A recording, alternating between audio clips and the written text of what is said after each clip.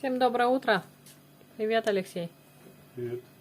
У нас, можно сказать, раннее утро, 11:30.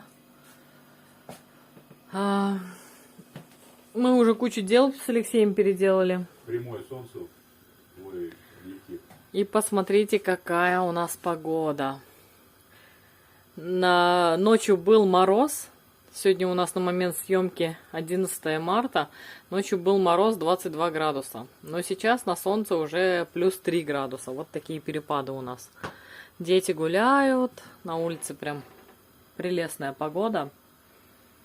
Что-то там рухнуло с крыши, наверное, снег рухнул, да, Лёш? Вот, а я готовлю картошку. Сейчас будем с селедочкой мукбанг снимать с Алексеем. Вот, что еще вам рассказать? Дети у нас в школе. И Мишутка, и Олежка. Миша уже скоро придет, наверное, у него закончатся уроки. Алексея я сейчас в магазин отправлю. У нас лук, оказывается, по нулям. Мы когда уезжали в Тамбов, лук закончился. И мы решили не покупать, чтобы он не лежал просто так, а свежий потом по приезду купить. Вот, и сейчас с селедочкой хотела лук, а лука 0. Алексей сейчас пойдет в магазин, принесет лук, а я в картошку положу сливочное масло, зеленушку, нарежу. Кстати, мне сейчас надо еще эту селедку разделать. Сейчас разделаю селедку и будем вкусно кушать. Ну что, дорогие друзья, вы только посмотрите на этот узор. Хотите ли вы рецепт новых блинов? Мы уже один заточили с Алексеем. Они настолько нежные. Просто что-то невероятное. Посмотрите, я сейчас снимаю рецепт и вот так уже сервирую красиво. Что я хочу сказать. Когда я нашла этот рецепт, я подумала, 8 яиц.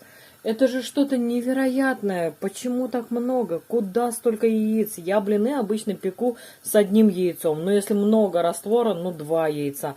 Не 8 же яиц. Думаю, как жаба давит. Девчонки, берите на заметку рецепт. Это так вкусно. Оно того стоит.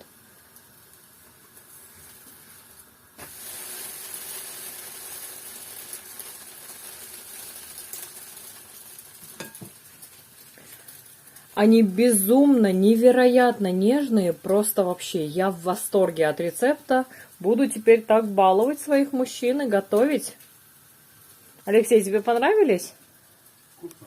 Они невероятные, они прям вот такие нежные, как облачко вообще. Я в шоке, конечно, что вот такой рецепт нашла. Я думала, блины, как блины будут. Всегда блины вкусные, всегда блины нежные. А вот эти вот, они просто невероятные. Очень рекомендую рецепт.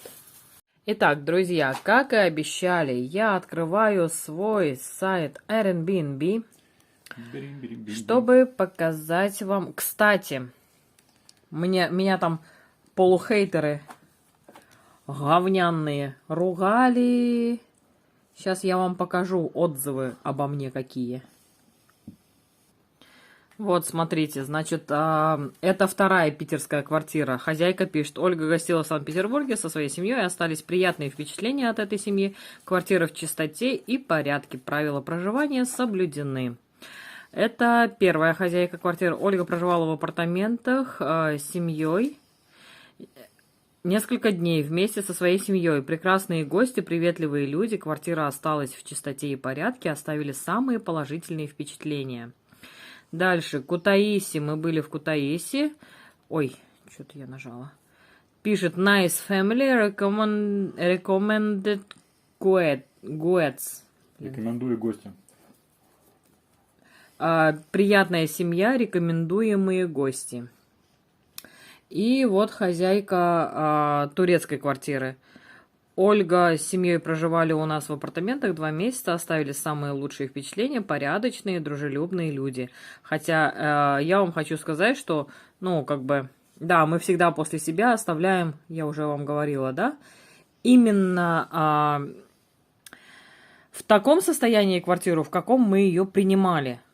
Вот, собственно, что я вам хотела сказать. А турецкая наша хозяйка... Она, поскольку мы проживали там длительный период времени, она к нам несколько раз в гости наведывалась, и так получалось.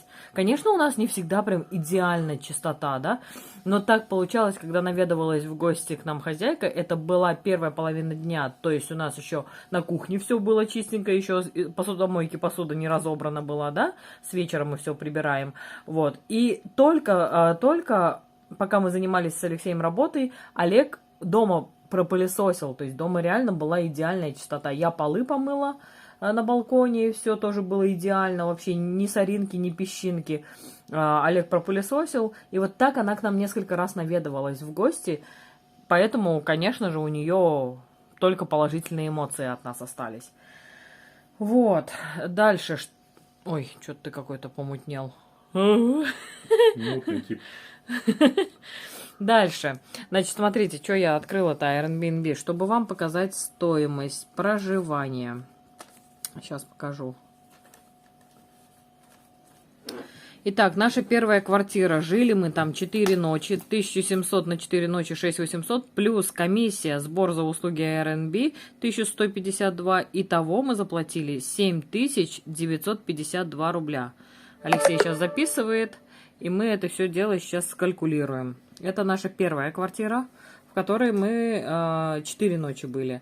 Вторая квартира, мы были 2 ночи. Сейчас покажу. Так, ну вроде здесь ничего личного я не показываю. А, вот смотрите. Квартира целиком. Вот. 3274 рубля 36 копеек. 3200. 74. Ага. 36. 36. Сейчас квитанцию открою, посмотрим.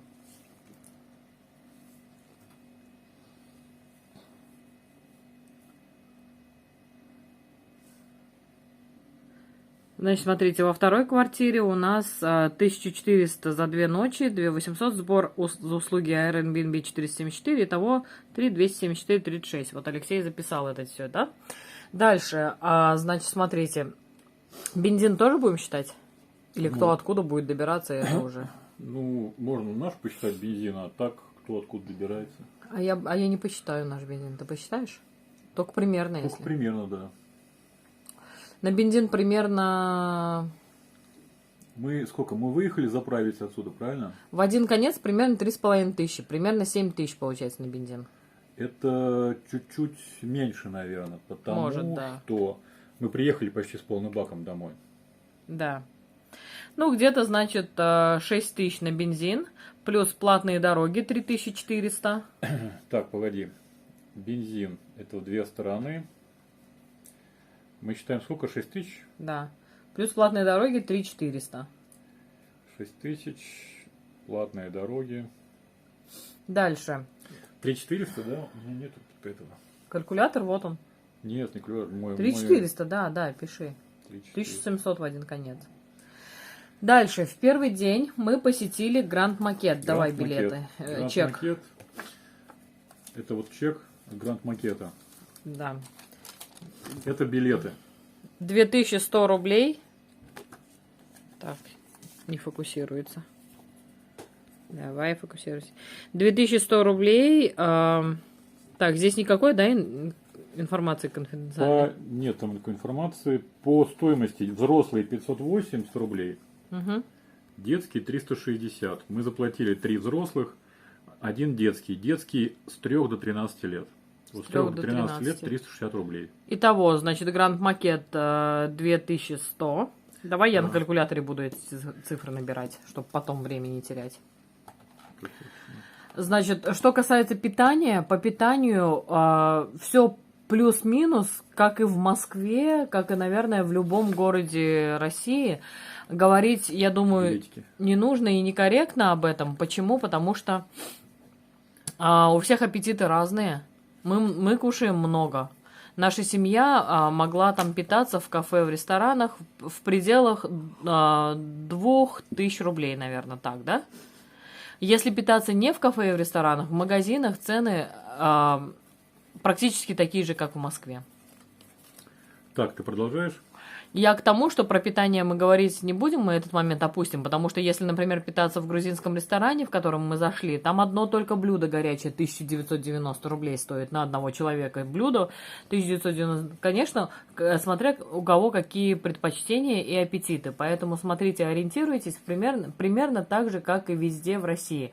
Можно там в столовой какой-то дешевую мы нашли, да, покушать подешевле. Там на 1600 мы прям много всего заказали. Ну, плюс-минус рассчитывайте, если питаться в кафе, ресторанах 1500-2000, а если питаться дома самостоятельно, то, соответственно, в 3 раза дешевле. Так, продолжаем. Продолжаем. Значит, давай мне цифры. 79, 52, 52. 32, 74, 36. 75 напишу. Какие 74? 6000. 3400. 200. Так, дальше. Дальше, на второй день. Дворец. Да, Екатерининский дворец мы посетили. Детям бесплатно, Это взрослым Вот входные билеты взрослым по 700 рублей. 700 рублей. Итого 1400 мы заплатили 1400 рублей, да. в Екатерининском. Да, в Екатерининский дворец обязательно требуются документы, Да. можно права, можно паспорта, не имеет значения. И детские документы И тоже. детским желательно тоже, потому что каждый билет именной. У нас каждый билет подписан фамилия, имя, фамилия, имя, фамилия, имя. Мгм. В каждом билете. Да. Не знаю, никто их не проверяет, эти данные, но на входе Но спрашивают. спрашивают, да. Да, вот они, билеты, Царское село написано. Это, наверное, фрагмент этой янтарной комнаты. Царское скорее село всего. закрыл. Это фрагмент янтарной комнаты, по-моему. Мгм. Так, а потом мы в тот же день, когда в Екатерининске пошли, потом мы пошли покушать. Примерно на 2200 мы покушали. Дальше. Следующий день у нас была суббота. Мы заплатили входные билеты в зоологический музей. Зоологический музей. Вот они, зоологические музеи. Там Вот. тоже детские и взрослые, да? Да, билеты. Так, 300 рублей, входной билет. Сейчас мы разберемся, чей он. Это взрослый. Входной билет 300 рублей. Это взрослый красненький, детский вот такой синенький 150 рублей. И детские, по-моему, до с какого возраста? Олег у нас как ребенок Олег, пошел. да, как ребенок пошел. У нас 2 взрослых, 2 детских. Итого 900 рублей. 900 отдали. рублей. То есть, получается, 15-летний ребенок идет как ребенок. Да. Это у нас Зоологический. сколько мы считали? 900. 900. Да, потом вечером мы пошли на концерт Татьяны Булановой. Кушали мы дома, Ага. потому что я приготовила жаркое. Из куриных бедрышек жаркое дома было, поэтому рис приготовила, поэтому мы из зоологического музея бегом домой, кушали дома. На еду на улице мы не тратили. Концерт Татьяны Булановой нам обошелся в 7000, плюс мы еще там покушали, но это не будем считать, да? Опять-таки, покушать можно было ого-го как. Ну да, А мы 7 тысяч, скромно. короче, просто считаем. 7 тысяч. 3,5 билет стоил. Да, концерт Татьяны Булановой Если мы 7 тысяч. вдвоем, да. Да, дети дома оставались, а мы вдвоем, на каждого по 3,5 тысяч, итого 7 тысяч. Это у нас суббота закончилась. Потом воскресенье мы целый день посвятили Эрмитажу. Входные билеты в Эрмитаж, вне зависимости от того, ребенок это или взрослый. Эрмитаж стоит. разве это был? Да, воскресенье Эрмитаж. Вне зависимости от того, ребенок или взрослый, стоит 500 рублей. Соответственно, на нашу семью из 4 мы заплатили 2000 2000 рублей. рублей. Вот они, билеты Эрмитажа. 21 число.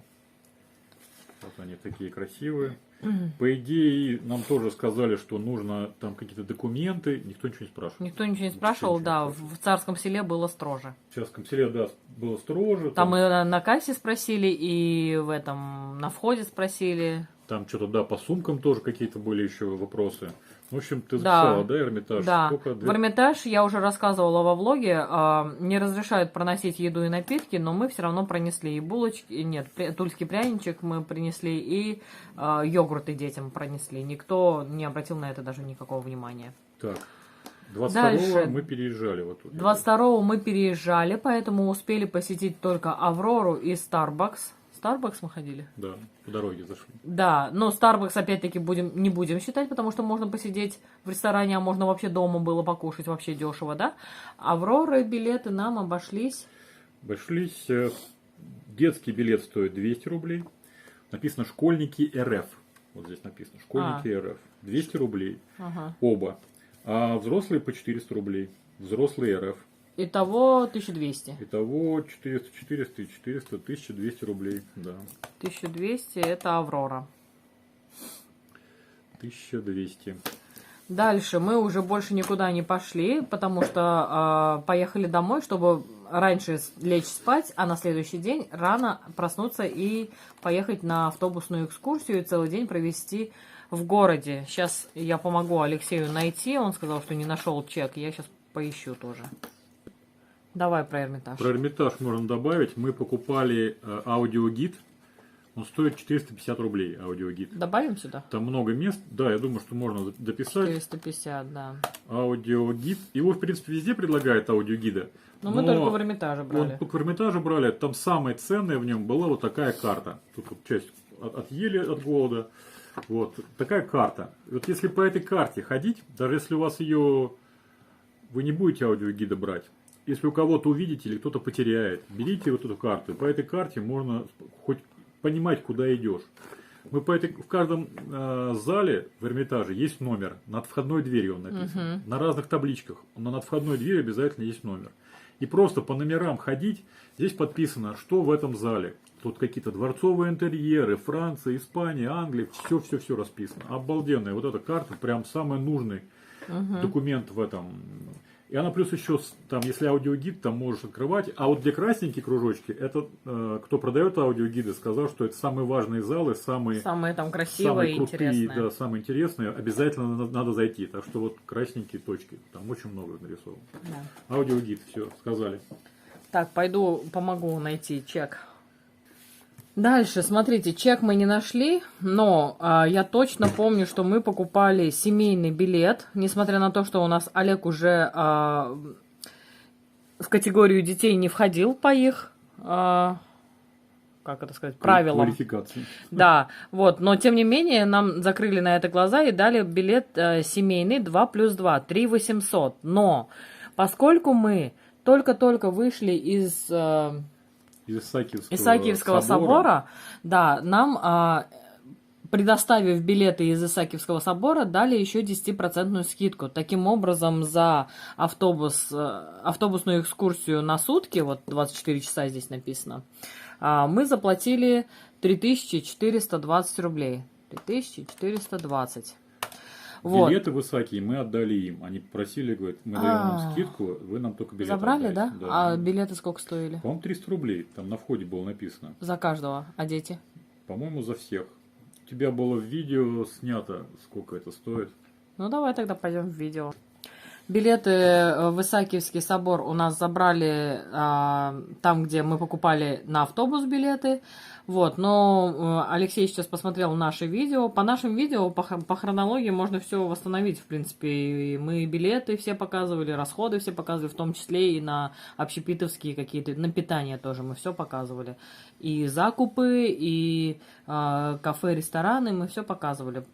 Вот, значит, Исаакиевский собор, взрослые 350 рублей, дети до 18 лет 100 рублей, да? Молодежь, да, до 18 100 рублей. Итого мы заплатили за нашу семью 900 рублей. 900 рублей, да.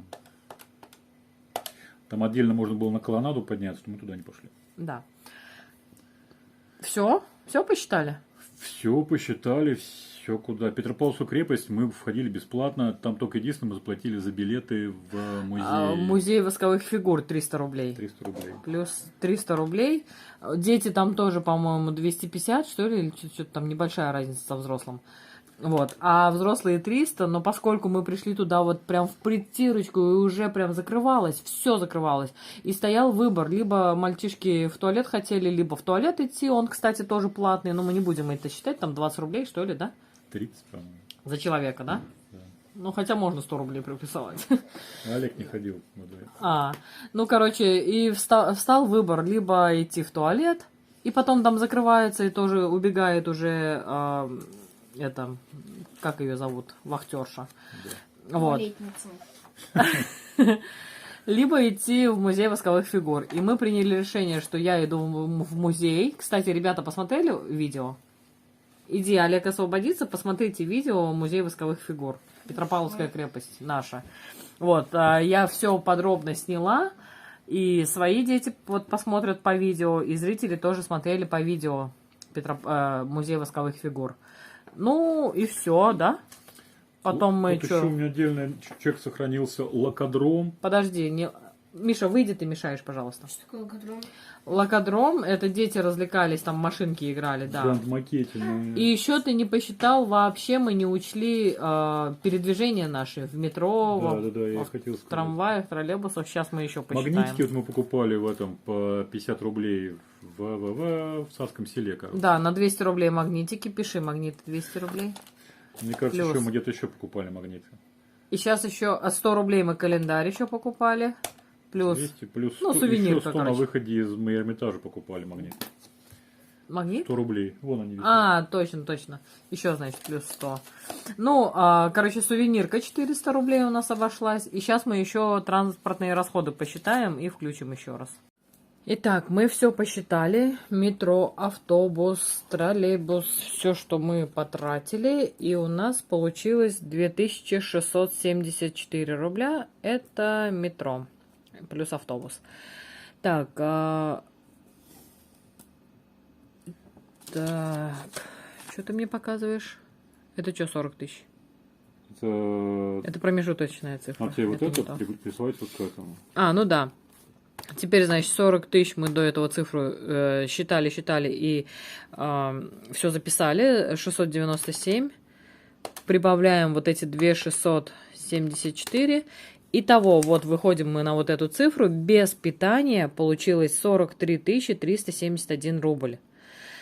А с нашим питанием мы 5 раз ели в общественных местах, таких как Макдональдс, Старбакс, столовая номер 1, где там за копейки все блюда. Потом, что еще у нас было? В грузинском ресторане мы просто чаек попили. И где-то еще. И в кебаб-хаус ходили.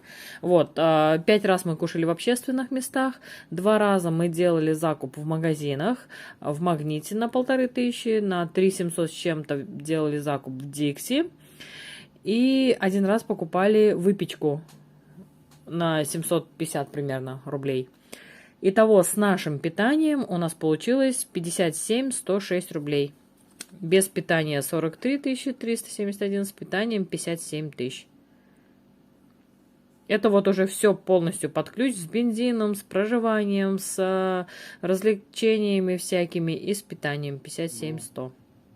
Такие вот расходы на Санкт-Петербург у нас получились за 6 полных дней, да, Леш? Да. На 7-й мы уже уехали, да? Наверное, да. Да, мы заехали, значит, в четверг. И в четверг мы успели еще сходить в Гранд-Макет. То есть уже, считай, не полный день, но день, в который мы что-то сделать успели, посмотреть, да, в Питере. Поэтому мы его считаем как за полный. Дальше, значит, смотрите, вот в четверг мы Гранд-Макет посетили, Макдональдс посетили. Дальше, вот четверг мы считаем день, пятница, суббота, воскресенье, понедельник, мы там были вторник, 6 полных дней получается, а в среду рано утром мы уже уехали. За 6 полных дней мы потратили 57 100 рублей. Все, друзья, мы посчитали все свои расходы до мельчайших деталей, все учли. Если видео понравилось, ставьте обязательно пальчики вверх, подписывайтесь на канал и нажимайте на колокольчик, чтобы вам сообщали о наших новых видео. Пишите комментарии, нам очень приятно с вами общаться. Всем спасибо за просмотр, всем пока-пока, приходите еще, увидимся снова. Пока-пока.